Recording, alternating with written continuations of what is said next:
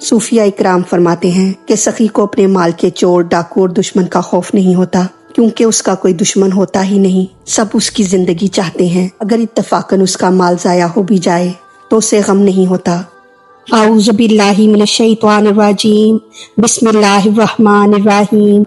الذین، وہ لوگ جو ینفقون، خرچ کرتے ہیں، اموالہم، اپنے مالوں کو، الذین سے وہ مسلمان مراد ہیں جو اس قسم کی خیرات جس کا آگے ذکر آ رہا ہے کرتے ہیں۔ ینفقون سے خرچ فی سبیل اللہ یعنی صدقات اور خیرات مراد ہیں۔ اموال سے ادنا اللہ تھوڑا بہت، بلکہ ہر قسم کا حلال مال مراد ہے، یعنی وہ مسلمان جو راہ الہی میں اپنے کسی قسم کے مال خرچ کرتے ہیں۔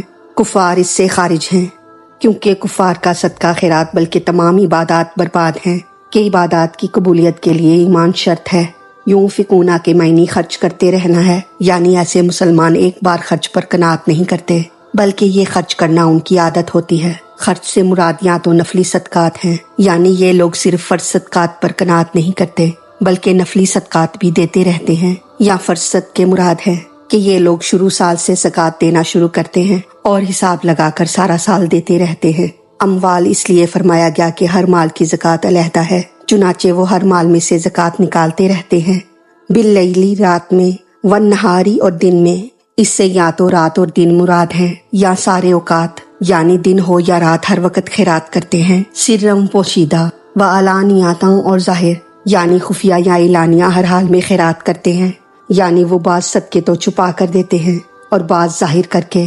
دونوں طریقے محمود ہیں، چھپا کر دینے میں اخلاص زیادہ ہے اور اعلان کے صدقے میں دوسروں کو صدقے کی ترغیب دینا ہے۔ فَلَهُمْ، ان کے لیے ہے، اجرہم، ان کا اجر، عند، پاس، ربہم، ان کے رب کے، یعنی ان کو ان صدقات کا ثواب قیامت میں بھی ملے گا، نہ کہ صرف دنیا میں۔ خیال رہے کہ عند سے مراد قرب شرف ہے، نہ کہ قرب مکانی، کیونکہ رب تعالیٰ جگہ سے پاک ہے۔ ولا، اور نہیں ہوگا، خوفن، کوئی خوف، علیہم، ان پر، ولا، اور نہ، ہم، وہ، یحزنون، غمگین ہوں گے۔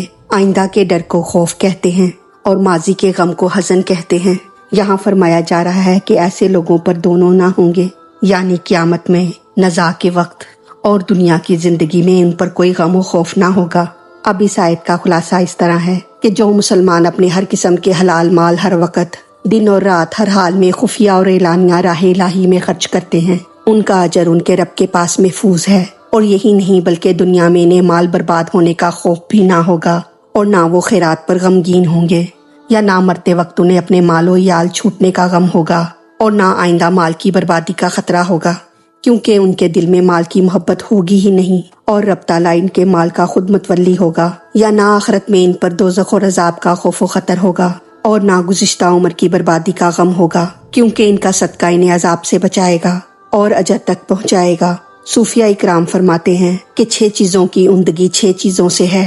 علم کی خوبی عمل سے ہے، کہ علم بلا عمل ایسا ہے جیسے گھر بغیر چھت کے ہوتا ہے۔ بادشاہ کی عدل سے ہے، کہ بادشاہ بغیر عدل ایسا ہے جیسے کنواں بغیر پانی کے ہوتا ہے۔ مالدار کی سخاوت سے، کہ مالدار بغیر سخاوت کے ایسا ہے جیسے بادل بغیر بارش کے ہوتا ہے۔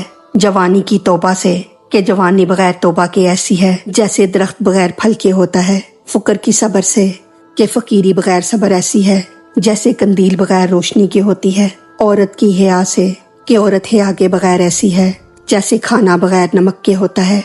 مالدار پر لازم ہے کہ مال کے بادل سے دین و دنیا کی برکتیں برسائے، اور فقیروں کے دل کو جو فقر کی خشکی سے سوکھ گئے ہیں تر و تازہ کرے، تاکہ رب اسے ہرا بھرا رکھے۔ صوفیہ اکرام فرماتے ہیں کہ سخی کو اپنے مال کے چور، ڈاکو اور دشمن کا خوف نہیں ہوتا، کیونکہ اس کا کوئی دشمن ہوتا ہی نہیں، سب اس کی زندگی چاہتے ہیں۔ اگر اتفاقاً اس کا مال ضائع ہو بھی جائے تو اسے غم نہیں ہوتا، کہ اسے مال سے محبت ہوتی ہی نہیں۔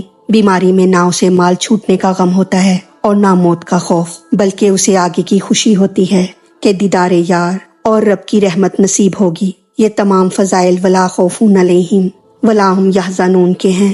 اللہ تعالی ہماری غلطیوں کو معاف فرما کر ہمارا پڑھنا سننا اپنی بارگاہ میں قبول فرمائے، ہمیں دین و دنیا کی تمام نعمتیں عطا فرمائے اور ہمیں عمل کی توفیق عطا فرمائے۔ آمین یا رب العالمین۔ وما علینا الا البلاغ المبین۔